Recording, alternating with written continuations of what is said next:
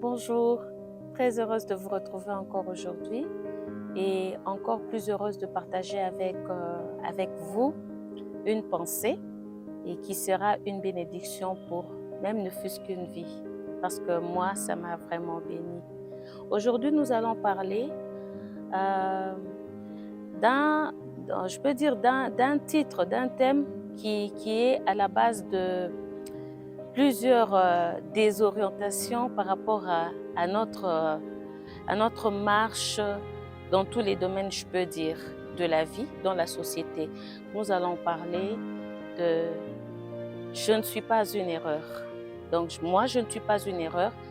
Toi aussi, tu n'es pas une erreur et nous ne sommes pas une erreur. Si tu es ne fût-ce qu'une bénédiction pour une personne, donc tu n'es pas une erreur. Dieu t'a créé à son image et il sait le pourquoi il t'a créé. C'est pourquoi la Bible nous dit dans Éphésiens 1, de 4 à 5, je peux lire.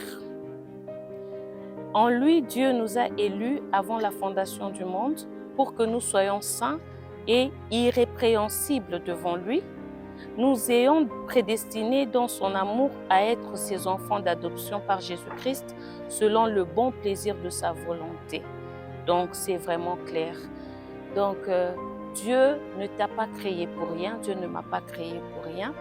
Au fur et à mesure que tu évolues, tu constateras que tous ceux qui réussissent et tous ceux qui ont réussi ne sont pas seulement ceux qui sont nés comme toi tu le penses. Parce que ce n'est pas en naissant dans un mariage qu'on réussit sa vie. Il y a ceux qui sont nés et dès la naissance, la maman meurt, ou soit il est né, la maman meurt et le papa n'est plus depuis longtemps et il est déjà bébé, orphelin de père et de mère. Mais aujourd'hui, quand il raconte son histoire, il réconforte ceux qui passent par ce moment. Il ne se plaint pas et il a vu comment la vie l'a souri malgré ses difficultés. Et ce n'est pas en naissant dans une famille riche qu'on réussit sa vie. Il y a ceux qui sont riches, mais ils ne savent pas acheter le souffle de vie quand ça part. Ils ne savent pas acheter la bonne santé avec leur argent. Alors, et ce n'est pas aussi en faisant beaucoup d'études qu'on réussit sa vie. Il y a ceux qui ont des papiers, des diplômes mais qui sont bien enfermés dans leur tiroir et ils attendent bras croisés qu'on les appelle dans une telle ou quelconque entreprise. Mais il y a ceux qui n'ont pas des papiers, qui n'ont pas étudié, qui utilisent juste leur cerveau. Ils commencent juste à faire une petite affaire et ça avance et ils finissent par ouvrir une grande entreprise. Donc, tu n'es pas une erreur. C'est une conception, c'est une pensée qui travaille dans la tête d'une personne. Ça le déstabilise et ça le renferme.